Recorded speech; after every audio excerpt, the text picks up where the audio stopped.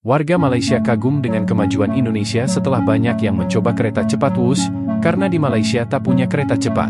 Namun, baru-baru ini media Malaysia mengklaim bahwa wisatawan mereka adalah penyelamat kereta cepat Indonesia dari kerugian, seolah-olah tanpa mereka, Wush sudah bangkrut. Klaim ini memicu perdebatan panas. Faktanya, menurut data resmi, penumpang asal Malaysia hanya menyumbang sekitar 1,8% dari total penumpang Wush. Artinya, kontribusi mereka sangat kecil dan tidak menentukan.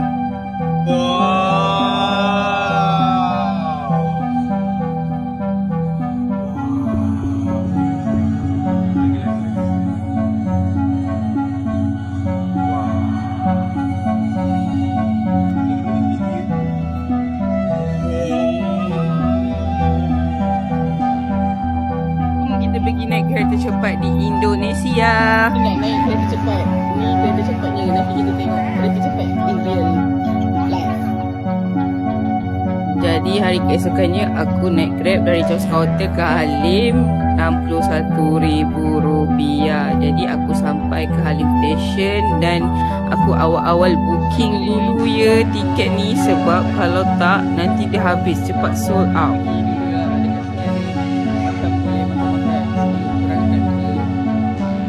Sebelum aku pergi naik kereta cepat, aku minum-minum, pergi toilet. Toilet dia ni ada aircon je. Aku main le, amaze lagi sebab bersih semua kan. Lepas tu kita pun check in. Dalam 12 jam aku check in lah ke dalam kereta cepat punya terminal ni.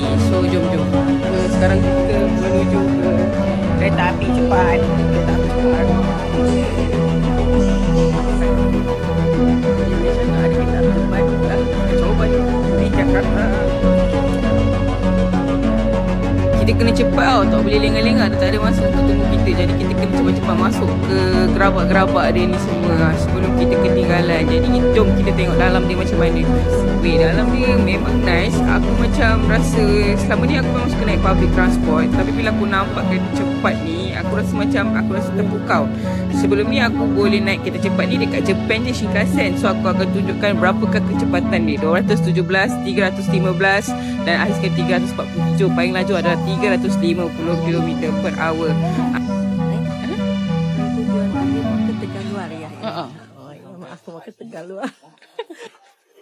So jom kita keluar daripada kereta cepat.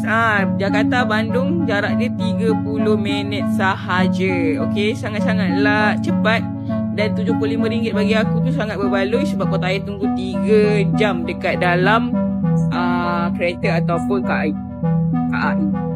Lepas tu aku tersilap, patutnya aku turun dekat Padalarang, tapi aku pergi turun dari dekat Bandung. Aku naik feeder ni percuma je. Sesiapa yang nak turun dekat Bandung ke apa, naik feeder ni percuma je. Akunya sesat, padahal patutnya aku harus.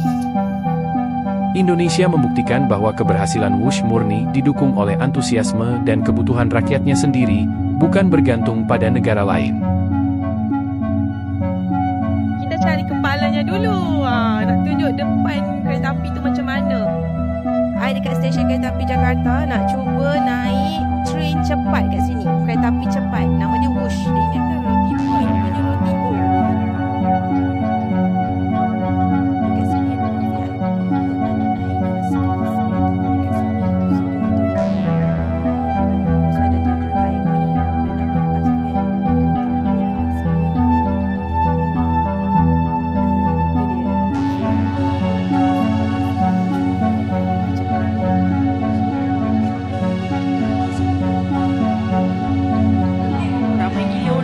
Saya dengar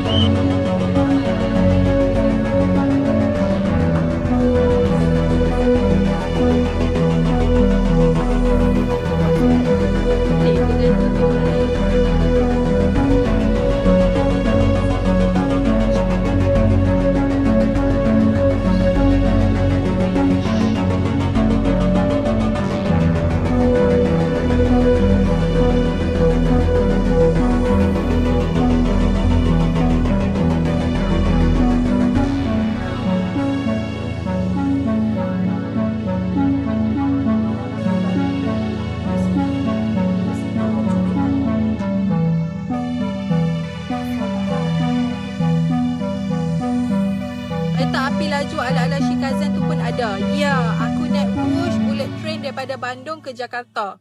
Aku naik daripada stesen Padalarang. Dari Bandung nak ke stesen Padalarang ni ambil masa dalam 20 minit.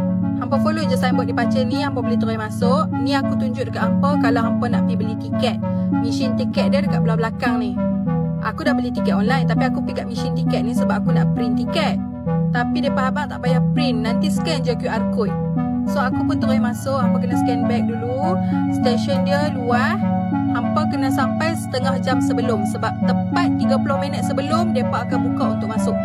Aku ada tanya staff dia ada limit tak berapa kilo maksimum dengan size bag tu. Dia kata sebab tengah trial so tak ada lagi limit. Boleh bawa masuk berapa kilo pun.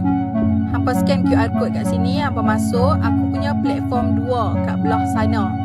Kalau barang hampa banyak, better hampa ambil porter suruh tolong angkat barang kat hampa. Penat nak usung barang berat-berat. Aku turun je lift ni, ada beberapa staff yang akan assist hampa. Make sure hampa terus beratok dekat coach masing-masing sebab pintu hanya buka 2 minit saja tau. Aku ambil premium economy class harga RM150,000. Time ni ada 50% discount, so nanti harga normal dia RM300,000. Dia ada juga first class dengan business class tapi lagi mahal lah. Aku beli dekat apps Push kereta cepat. Depa Indonesia cepat tu maksud dia laju. Kalau kita kelajuan, mereka panggil kecepatan. Perjalanan 30 minit sahaja. Daripada 3 jam jadi 30 minit. Memang cepat weh. Kereta api dah gerak dah. Tapi aku tak rasa apa. Berasa smooth je. Kerusi dia pun selesa.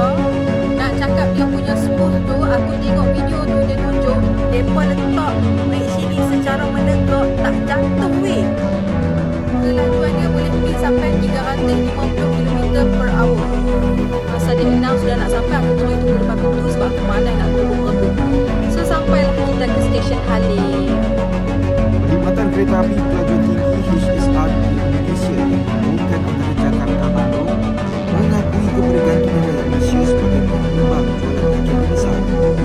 Kereta api Wush yang dikendalikan oleh Kereta Cepat Indonesia Cina atau KCIC dalam satu kenyataan memaklumkan sejak ia mula beroperasi pada 2020, lebih 200,000 penumpang merupakan rakyat Malaysia. KCIC terus mendedahkan meskipun jumlah penumpang sudah pun mencecah ratusan ribu, perkhidmatan kereta api usaha sama antara syarikat Indonesia dan China itu mungkin akan berdepan masalah kewangan. Berdasarkan rekod kewangan tahun sebelum ini, konsortium yang mengendalikan Wush, KCIC telah melaporkan kerugian yang besar. Dalam separuh pertama tahun 2024, perusahaan milik negara BUMN Indonesia yang terlibat mencatatkan kerugian sebanyak $221.8 juta berkaitan dengan Wush.